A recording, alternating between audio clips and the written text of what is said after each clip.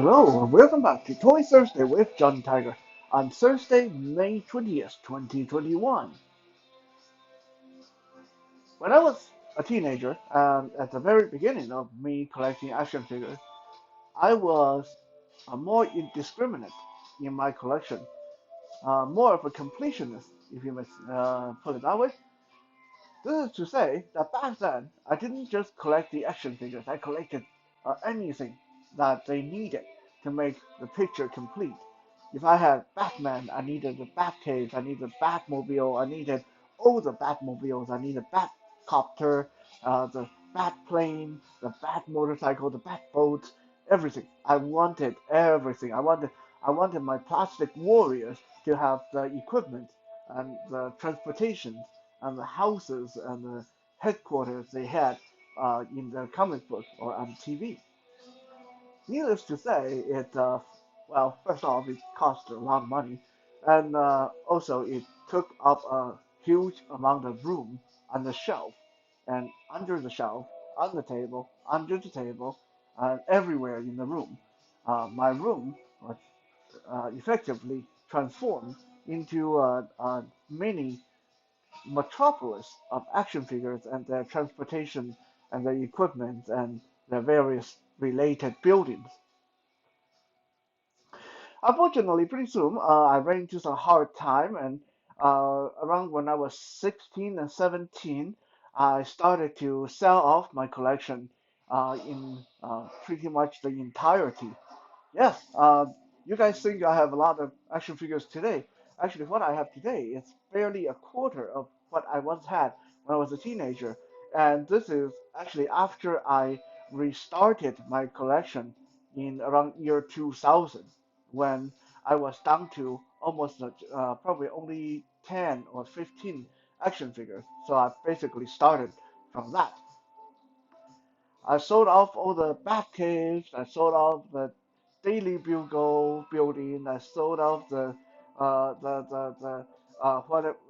Daily Planet Superman building. I sold off all my Batmobiles and Batcopters and Batplanes and all the vehicles that came with the Teenage Mutant Ninja Turtles and other superheroes. Sold them off. I actually got quite a lot of money, probably not as much as I should have, because back then I didn't. There wasn't Google, there wasn't eBay, and the only way was to lug them to the store, and hopefully the store owner would give me a fair price. And I'm pretty sure, looking back, I got ripped off a lot of time. But uh, looking like back then I did feel that I got a lot of money out of my collection. So I guess it worked out okay in the end. Nowadays, because space is such a premium, I always kind of feel it's ridiculous. As I buy more action figures, I seem to have to buy more bookshelves or display cases, and then I end up with empty display cases and bookshelves, and so I need to fill them up with more action figures to make them look better. And it's just an unending rat race of action figures competing for spaces. Kind of remind me a little bit of our living situation in most of the metro cities nowadays, no matter if you're in California or Vancouver or Ontario, Toronto, that more and more people are moving in, that there's fewer and fewer living spaces, and the living spaces themselves get smaller and smaller. Well, that is the situation in my bedroom right now. There's less and less living spaces for these action figures. So, needless to say, I have to be very selective. Most of the time, I only get action figures themselves. I no longer worry about the buildings, the castles, the play sets, the transportation and stuff like that. Because well, there's just no room for them, and they're just really expensive to add into the collection. But be that as it may, there are a few characters that are just so unique, and they are kind of linked to their transportation and their otherwise larger accessories that I ended up with some characters that have motorcycles and some characters that have skateboard and some characters that have uh, uh, airplanes or horses and different mounts and stuff like that. So today, uh, keeping that in mind, we are going to take a look at some bikers in my collection, some of the most badass, most cool bikers in my collection. Let them come out and show off their ride. A quick note before we actually get started, I didn't have a lot of time to do very detailed bio research or character research today prior to this video, so I'm not going to be able to tell you in as much as detail in the past some of the stories behind this character. I will do my best, but I think their motorcycles, their rides are actually cool enough, their accessories cool enough that they should be able to tell a story of their own. That I shouldn't have to go into all the complicated character history. Opening the show, we have this lovely and strange-looking young lady riding in on her motor scooter. Her name is Doreen Green, otherwise known as the Unbeatable Squirrel Girl. She's from Marvel Comics, and I believe that a lot of people probably don't even know who the Squirrel Girl is, the Unbeatable Squirrel Girl is. Long story short, uh, Doreen Green first burst onto the superheroine scene when she was 14 years old. She is a mutant. She has a proportional speed, strength, and agility as a squirrel. Imagine a squirrel, human size. That's actually quite scary. I mean, I'm thinking some of you are probably snickering like a squirrel. Uh, but yeah, squirrels are actually quite strong, and they have really big teeth, and they have really sharp claws, and they can climb trees and jump from tree to tree. And that's really scary when you think about if a squirrel is our size, like human size. Well, that is Squirrel Girl. Squirrel Girl is that person. She has the strength of a squirrel, the speed of a squirrel, and the agility of a squirrel. If you think Spider-Man was scary, think how different it is between the strength, the speed of a spider versus the strength, speed of a squirrel, and then you magnify that squirrel to human size, and you get an idea of how scary the Squirrel Girl really is. She may look all cute and fuzzy, but she is a very, very strong superheroine, despite many people never heard of her before. To her enemies, the bad guys, they call her the Slayer of all that breathes. The Slayer of all that breathes.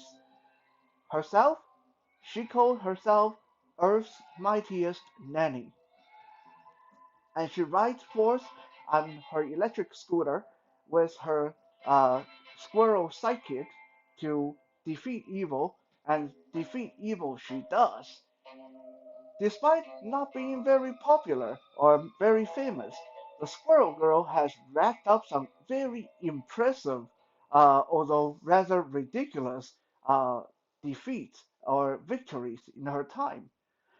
Now, you may ask, okay, so no, she's cute and she's fuzzy and she's got a giant tail and she's got an electric scooter. Just exactly who has she fought? Who has she defeated? Well, let me just casually throw out some names. The Squirrel Girl has, and it's been verified, defeated Wolverine, one of the most dangerous fighters in the Marvel Universe. She has defeated Doctor Doom, one of the most clever supervillain, one of the strongest supervillain in Marvel Comics. And she has defeated Thanos, uh, the alien warlord who single-handedly erased half of the universe. She also defeated Galactus, the eater of planets, like a guy who actually can eat planet. She defeated him. Yes, this is how crazy the Squirrel Girl is. Now, I will not say her stories are totally serious, as they're not. I mean, the character is not meant to be super serious. So, whether you want to believe that she actually would be able to defeat those guys or not, if it was serious, that's up to you. But in her story, in her universe, in her part of the world, she is the boss. She defeated all those really deadly scary characters, no problem. All on her electric scooter, and with her fuzzy, big tail, sharp claws, and big teeth. And of course, her squirrel companion. Let's look at the action figure herself. Ow! She just fell off the scooter. Come on, come on. You're the mighty squirrel girl. You shouldn't be falling off your scooter. And let's stand her up. Now, as you can see, she has a giant squirrel tail coming out of her butt. This is really heavy. Like, this is a big chunky tail that makes it impossible for her to stand. So I'm just going to hold on to her. Otherwise, she is a good-looking figure. She's wearing a brown bolero jacket uh, with lighter brown bodysuit on the inside, and she's got gray leggings and brown boots, and all her clothes have fur trims on them, so make her look all fuzzy and furry. She's also wearing a little utility belt. This is a pouch where other superheroes would be keeping their deadly weapons, but Squirrel Girl keep her nuts in there because her companion, the squirrels, they need something to eat once in a while. That's where she keep her nuts in her pouch.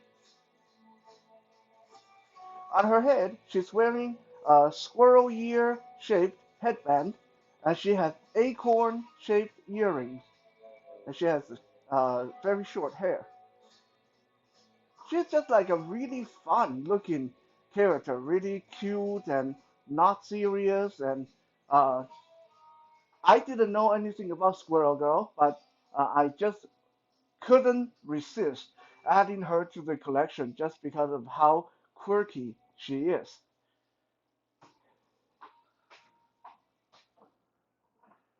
Turning her around so you can see her giant fluffy tail. I'm just going to let her lean on her scooter, and even that she's threatening to tip over. Yeah, that tail. This is the one thing I complain about this action figure. The tail should have been articulated. There should be a joint in the tail to allow you to reposition it to make it help her balance. But it just stuck there in that position. And it's super heavy. Like this tail, I think it's actually heavier than the entire figure.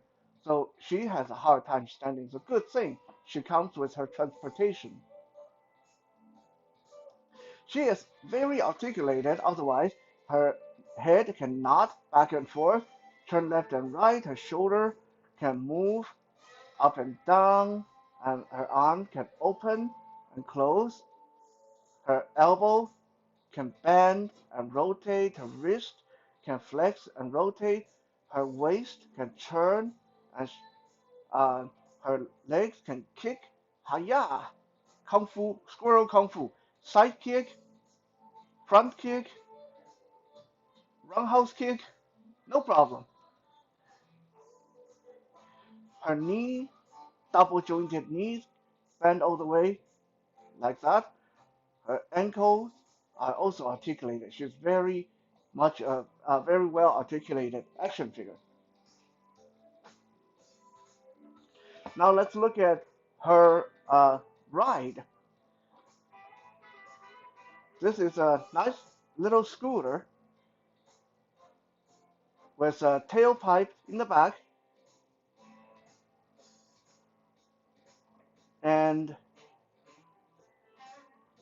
let me get her squirrels out of it because they are going to fall out. Um, Tailpipe in the back of the scooter, and turning it around, there's a seat where she can sit.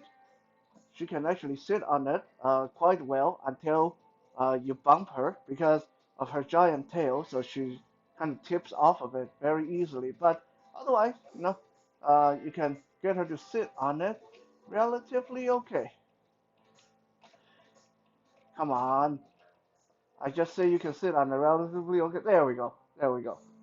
She's kind of leaning forward a little bit, but yeah, she can sit on her scooter pretty well actually.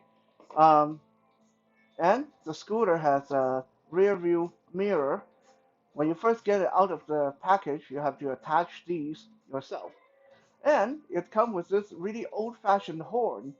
I don't know if you guys ever seen scooters with these. Like there's a bulb that you squeeze and the horn will go bah, bah, bah, bah, and then people know you're coming and get out of the way, or don't get out of the way, or whatever. There's also a basket in the front of the scooter.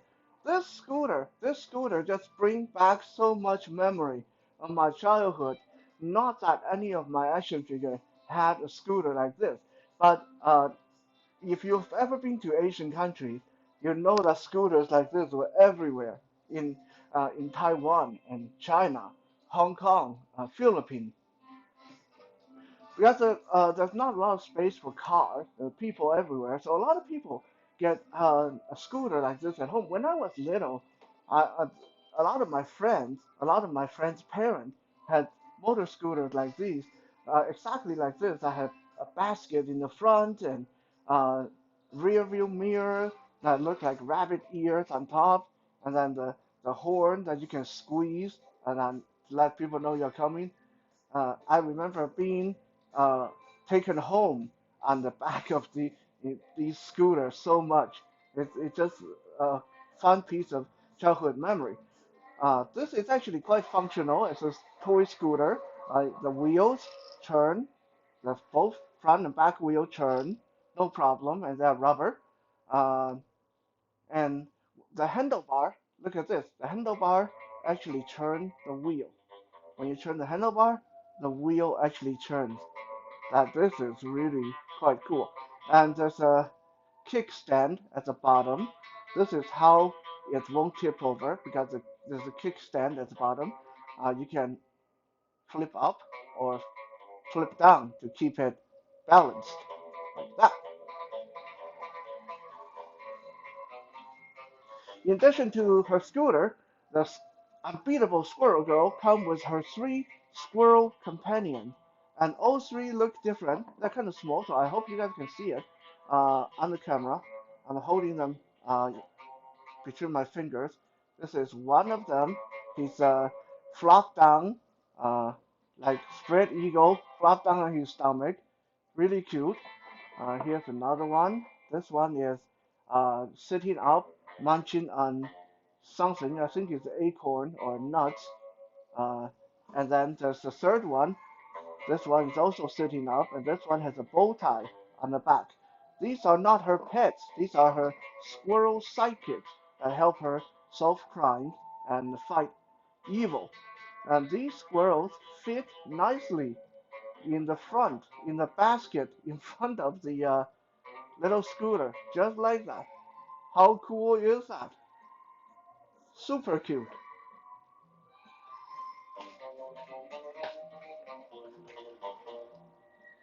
Now, unfortunately, that is as much as the cutesy fuzziness that we are going to get tonight, because now things are going to get scary and badass and more grim. Our next contestant into today's motorcycle show is a very popular, a very recognizable character that anyone who's been into comic books would know instantly who this guy is. Riding in on his flaming motorcycle from hell, here is Danny Ketch, otherwise known as the Ghost Rider. Once upon a time, Danny Ketch was a regular human being. One day, he and his sister was chased into the junkyard by a bunch of gangsters. While hiding in the junkyard, Danny saw an old beaten-down motorcycle with a strange symbol on it. Upon getting up on the motorcycle, he was instantly transformed into the angel of vengeance, the spirit of revenge, the Ghost Rider.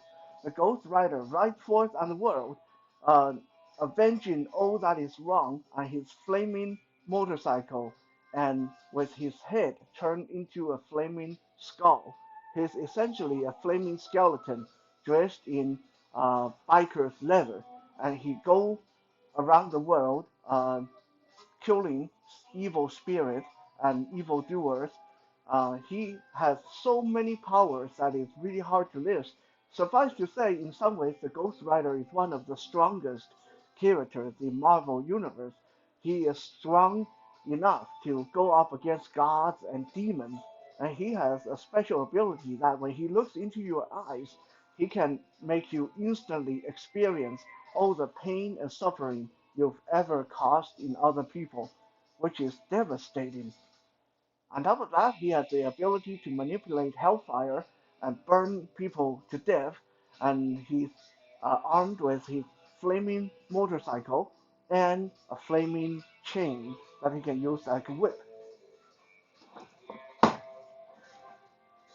As if that is not enough crazy ability, he also can ride his motorcycle up vertical surfaces. Like he can ride the motorcycle up a wall or the side of a building. So, yeah, this is one crazy dude. Now, again, let's look at the character himself. This action figure is an old one. This is an oldie.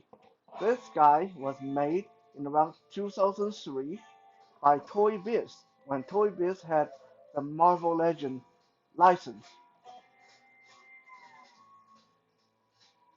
He's mostly gray and looked like a guy in denim and leather with big spiky bracers on his hands and spikes on his shoulder, and his head is an entire flaming skull. The flame come out like on top, like it's his hair, and then his face is just a skull, a bare skull, like that.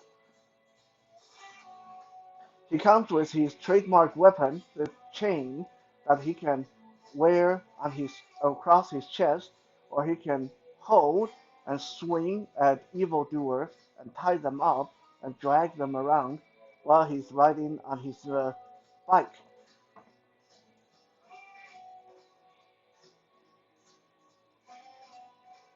If you look at him close enough, you'll see that in his eye socket there's a spot of orange in his eye socket. That uh, portrays his superpower, where he can stare into someone's eyes and makes them experience the pain and suffering they're causing other people.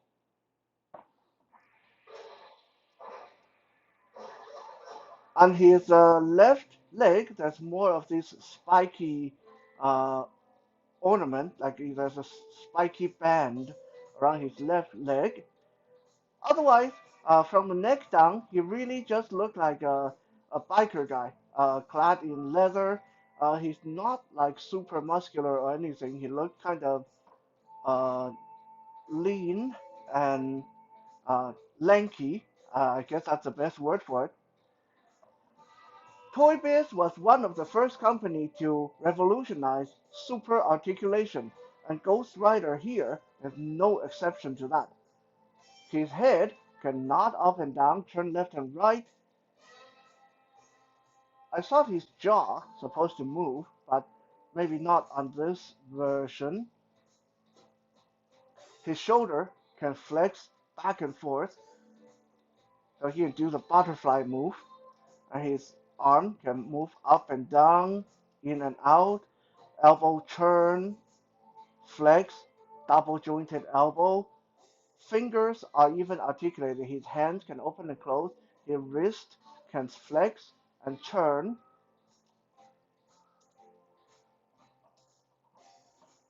His chain is coming loose. There we go.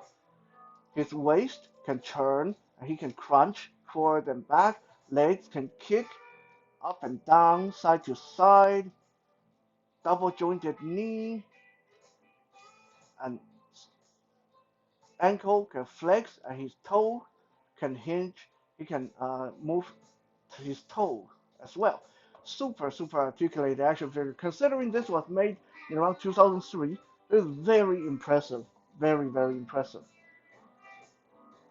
Now let's look at his ride, which is the biggest attraction when it comes to Ghost Rider. The motorcycle, or the Hellfire Cycle, is about 9 inches long, and it's an impressive looking thing. Again, considering this was made in 2003, this is crazy. There's a skull fronted plate, the front plate, the face plate in the front, And the wheel, as you can see, both front and back wheel look like they're on fire. It's really bright color on the front and back wheel. And it's balanced perfectly fine. There are tiny wheels at the bottom, so you can roll it back and forth, even though the actual wheels themselves don't turn.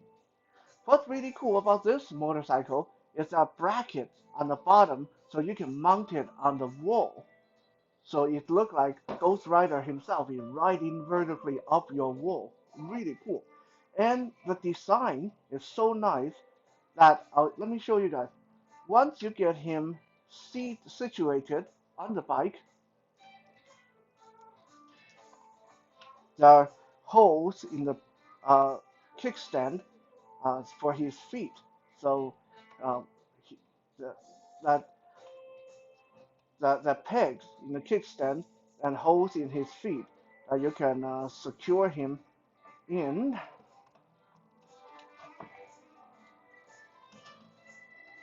There we go. And once he is situated like this on the bike, let me try to get his hand on the handlebar, which is not always easy. Once he is situated like this, and you can hold him vertical. He can ride vertical up the wall, and he doesn't fall off his bike. But this is such good, awesome design. And let me use this backdrop to illustrate. And you can secure him like he's riding up the wall like this, and he doesn't fall off the bike. It's really cool. Like the design for this is so nice. Considering again, 2003, it's 17 years ago, and this is a perfectly balanced action figure on the cool looking, scary looking demonic motorbike that can ride off the wall, and he doesn't fall off. This is one awesome action figure. But that is not the end of our awesomeness. I told you guys, tonight we have action figures that are so awesome that I barely have to talk about their story. That the figures themselves should be cool enough to stand on their own. I'm going to show you guys our next contestant, and this is a goodie.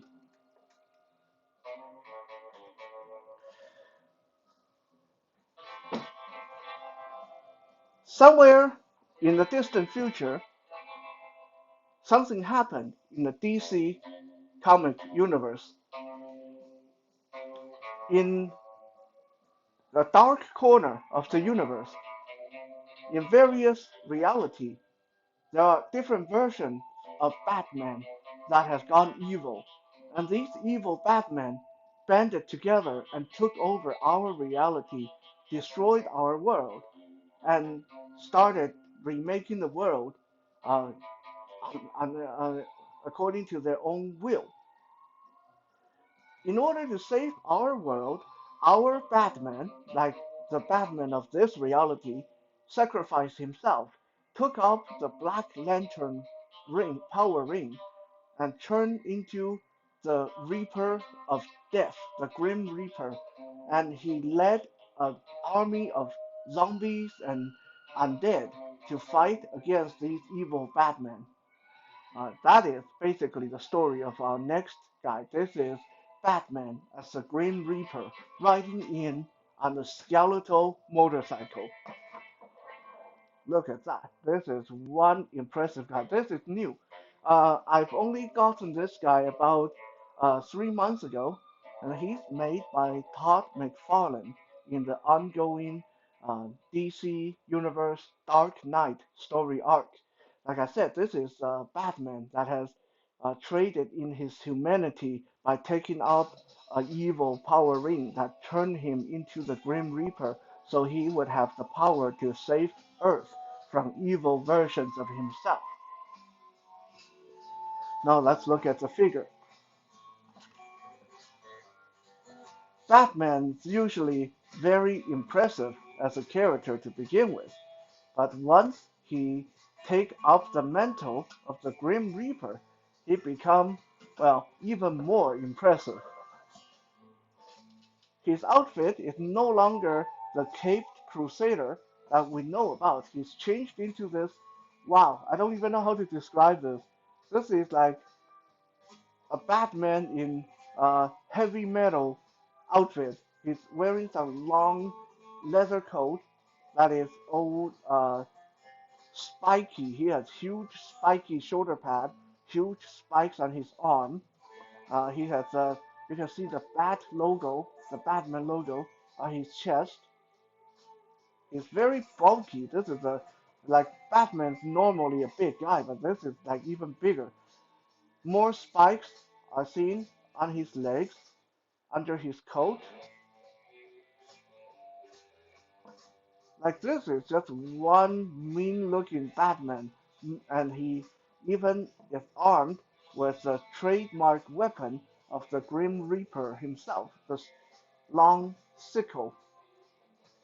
Look at that! It's a huge, uh, long blade for him to go chopsy chopsy on the bad guy on.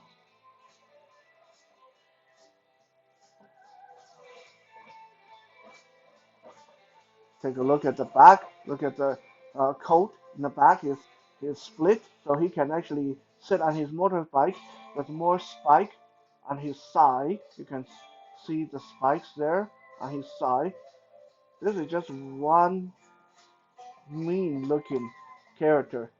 This is Batman as the Grim Reaper. Batman as the bringer of the commander of undead, of zombies.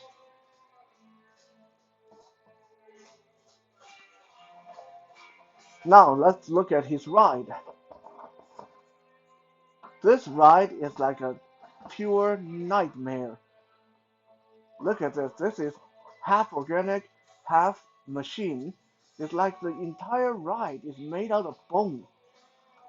There's a big head, like this, like the skull of some kind of dragon or some kind of a beast in the front, with eyes and ears,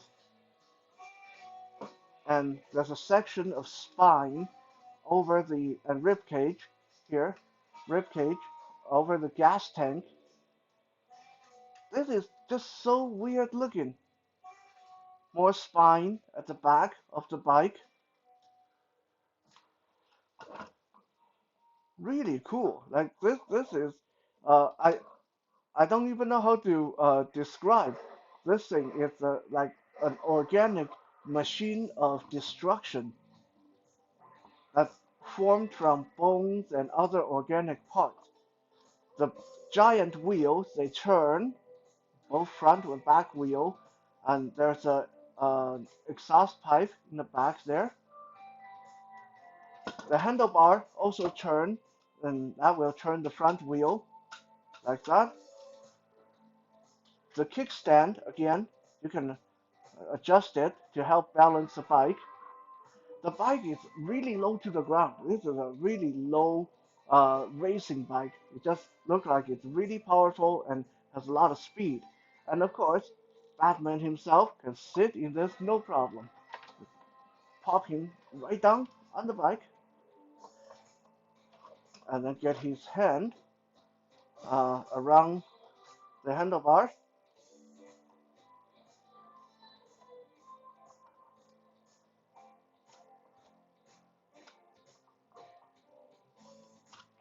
and off he goes. He's ready to go chase down some evil version of himself and lop off their head with his giant sickle. This is Batman as the Grim Reaper. Batman with the who commands the army of the undead. One of the most impressive piece of transportation equipment I've seen. This Batman skeleton motorcycle. Really, really cool.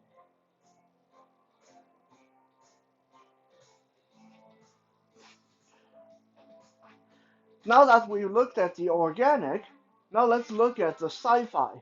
Because I have one more guy to show you, and this is in many ways just as cool as Batman as the Grim Reaper. Coming in from the future,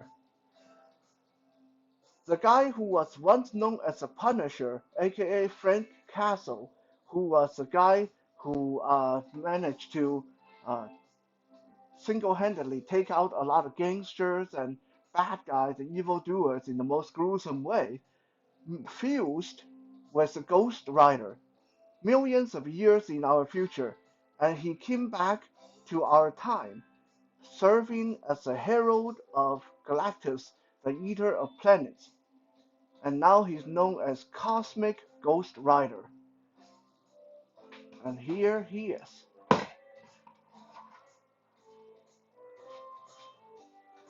Cosmic Ghost Rider. Look at this guy. This is another crazy looking dude. Let's look at the character himself first. Stand up from your bike so everyone can see you.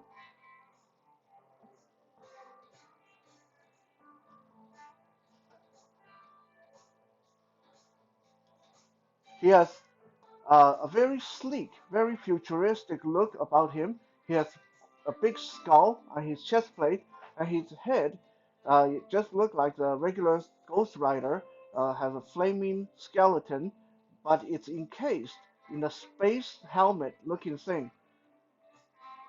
He has giant spiky shoulder pad. His build is again very lean, very sleek looking, and in his hand he holds a pair of very futuristic looking guns with a flame coming out of the barrel like he's firing them.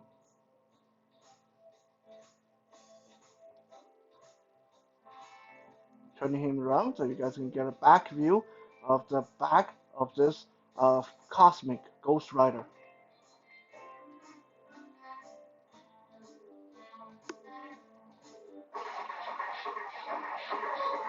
I don't really know much about this guy, but just on the design alone, I wanted him in my collection. I mean, this is, when you talk about the Punisher, he's one of the most badass human character in Marvel comic, and then you talk about Ghost Rider, they're one of the most badass supernatural character, and when you combine the two, you can imagine what this guy is capable of. In addition to the guns he come with, he also comes with the trademark of the Ghost Rider, the flaming chain, right here. Flaming chain that he can use to grab his opponent and drag them in and to do scary things to them with. Just let that drape over his shoulder for now.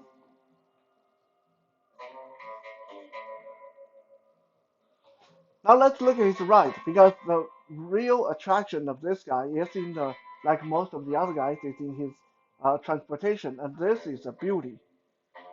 This doesn't even look like a motorcycle. This is a very futuristic, like a spaceship looking machine. In the front, there's a big translucent energy ball with white lightning inside. And on the back, there's the giant engine with flame coming out of the exhaust.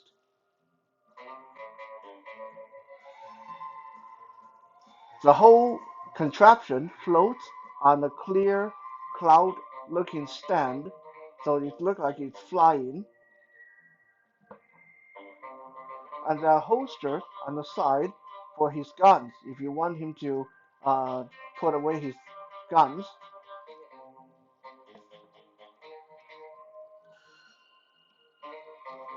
It's a very impressive, very futuristic looking piece of equipment that, again, he can sit in it no problem whatsoever. Just pop him in the pilot seat and make sure that he is balanced, get his leg around the kickstand.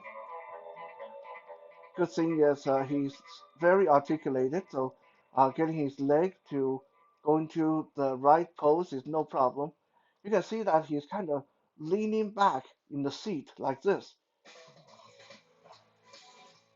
If you want him to face forward, just tilt the bike forward a little bit on the stand like it's coming down from the sky, and he can ride like that with one gun in each hand, uh, blazing away at his unseen enemy.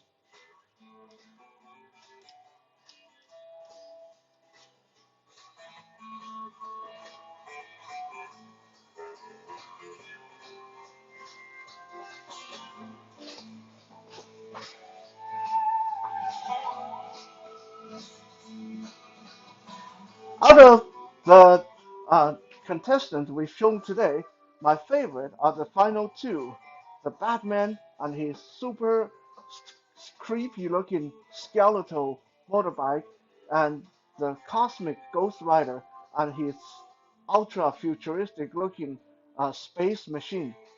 Now this is a look at them side by side. You can see both are very impressive looking and both look like they mean some serious business.